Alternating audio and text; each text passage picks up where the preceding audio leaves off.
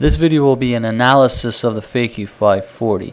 It will not be a tutorial because I have not figured out the exact mechanics of how to do this move, but the purpose of this analysis is to look at what I'm doing wrong and what needs to be done, and perhaps some user feedback from you guys to try out these techniques so we can finally discover how to do this jump correctly. So the best way to do that is to look at your skating in slow motion. Now here you'll see I'm entering into the trick, which is now in fakie position.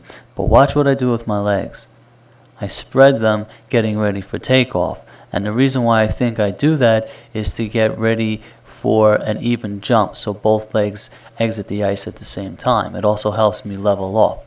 But innately, I think this is incorrect. I think both feet should be slightly more than shoulders width apart, but this is definitely too wide. So this would be step one in my analysis. I believe it would be better to have both feet together more. So the next part of this jump is the actual takeoff, and specifically I'm talking about the knee bend. And you can see here that my knee bend is not very much. It's only about 15 or 20 degrees or so. And in the next preview you'll see here that the next position is the actual takeoff. So you can see that I'm not really bending my knees any more than that. That is the actual deepest I go. I think a much deeper knee bend will allow for much more power, much more height, which means a lot more time to spin in the air. The next part of this analysis will be the aerial position, and that is to make sure you're level in the air. And you can see at this particular point I'm doing pretty good, but as you're about to see after that, I start leaning and preparing for the landing, and I think that's where I get in trouble. See here how I start leaning? My right arm is up in the air and my left arm is tilted downward, and you can actually see my hips too follow that same line of progression. The best way to fix this is to do what's called spotting, and that is to make sure that you're looking horizontal at all times. You don't drop your eyes, you don't look up or down.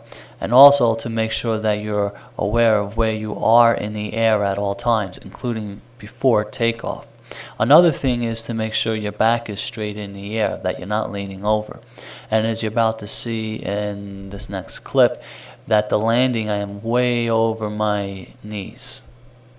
You can see here, because of that inclination, that the way my shoulders were leaning in the air, it forced me over my knees like this, and it really basically screwed up the landing.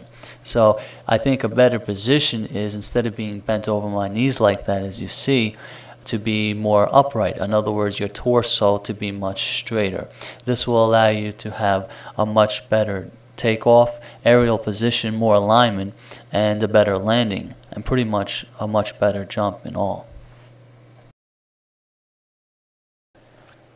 In this final segment, you'll see me doing two different jumps, but one is successful and the other is not. Now, what I want you to try to figure out is, firstly, why I fell in one jump as opposed to the other. And secondly is see if you can spot all the errors. But even though they're two different jumps, the errors are pretty much the same as we had previously discussed. And it's just kind of interesting to see how tiny muscle movements, tiny movements of the head affect the entire jump.